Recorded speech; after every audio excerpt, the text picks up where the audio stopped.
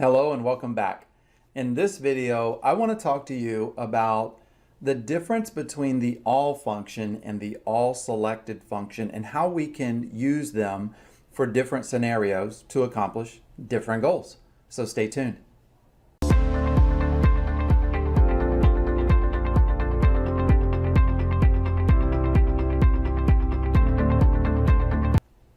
In a previous video, I showed you how to build a percent of total calculation using the all function to ignore all filters that were applied on the country column. And then we compared that with some built-in functionality that exists within Power BI that would quickly get us the percent of total cells. Now, in that video, I talked about the fact that we were going to come back, and in a future video, I would show you how to actually calculate that yourself, which has a lot of benefits, right? It's awesome and it's convenient that that is there.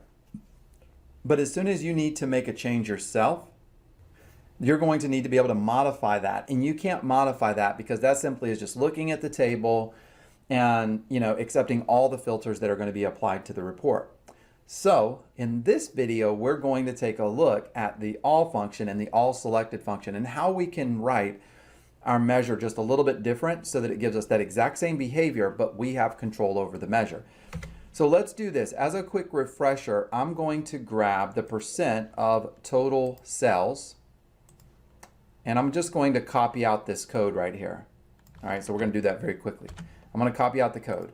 And then I'm going to go ahead and remove all the filters from this slicer. And let's go ahead and build a new measure. Now, in this new measure that we're going to be building, I'm going to create one, and this is going to be called my percent of total cells, and let's call this all selected countries. I'm going to elaborate on that, of course, here in just a moment, right? All selected countries. I'm going to go ahead and take this division, and we'll comment that out. And let me go ahead, total cells, all countries. Yeah, I think that's good.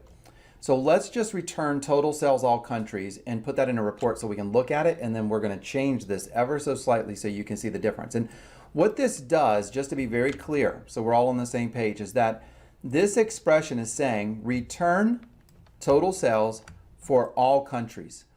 And when it says all countries there, it's effectively saying remove all filters that are on the country column coming from the sales territory table, all filters, regardless of where they come from, remove them all. So if they're on the rows, if they're coming from a slicer, a filter, another visual, remove them so that we can get our total cells for every country.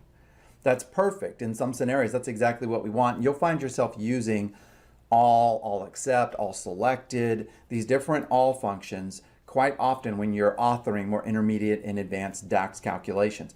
However, what I want to do in this video is I want to modify that a little bit. So let's take a look at the results of this real quick. I'm going to hit enter and let's see. Oh, I need to return it. I'm not returning anything here. So we'll return total cells, all countries. So I'm just going to return that variable.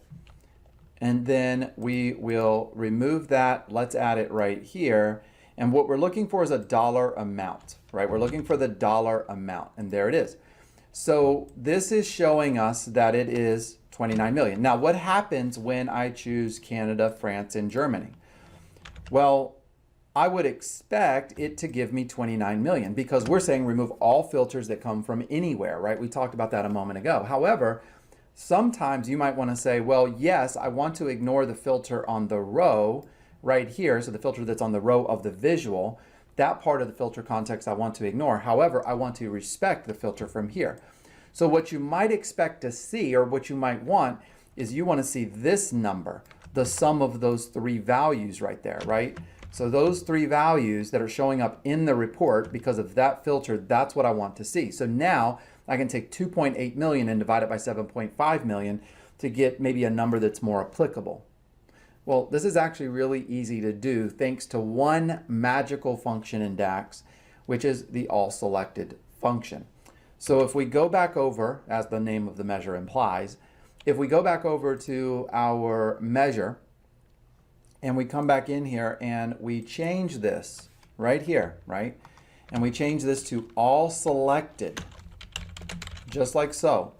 What this is effectively going to do is it is going to ignore the filters that are coming from this inner query, which is the immediate visual that it's in.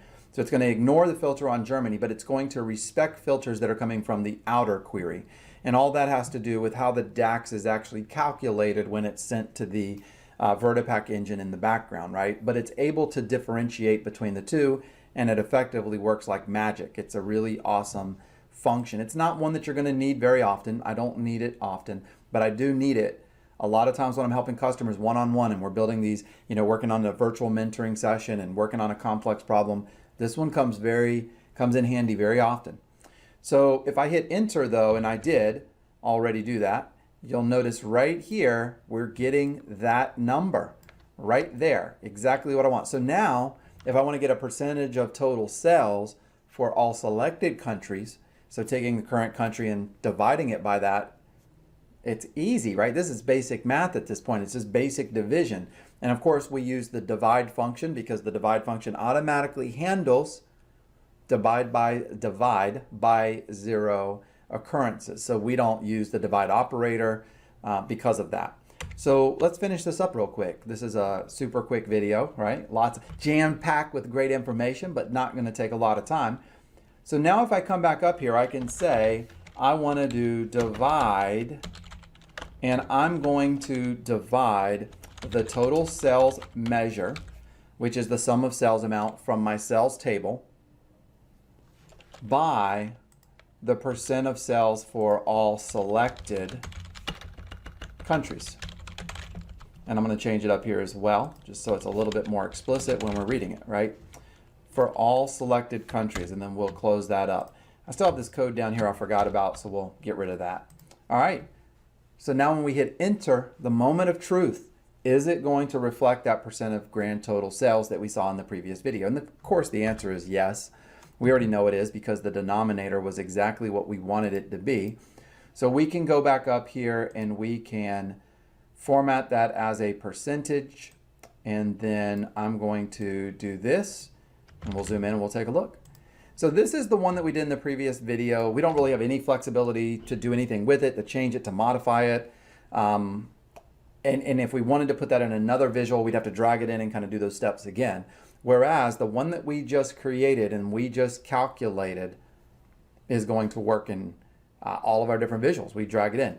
And also we're able to go into that calculate, of course, and add additional filters, right? We're able to go into that calculate and we're able to add additional filters if we need to, like putting a filter on a product or a customer or whatever it might be, modifying or changing something. Whereas with that percentage of grand total sales, it's not really a measure that we have any control over. It's just looking at the table and it's saying, hey, here's what the total is. Let's compare this value that's in this measure to the total that's in the table.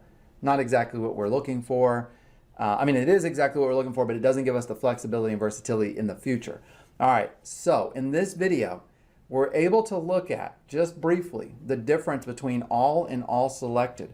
They are both of them allowing you to remove filters that have been applied on either a table or on a column. However, all selected has a little bit more versatility there where we can say, hey, ignore the filters on the inner query, which is on the table, the visual that we're on, but respect filters coming in from the outside. I hope you enjoyed this video. If you haven't already, make sure to subscribe to our channel, hit like on that video so that more people can see it, and then you'll be notified in the future whenever we have new videos that we post on our channel. Thank you, and we'll see you next time.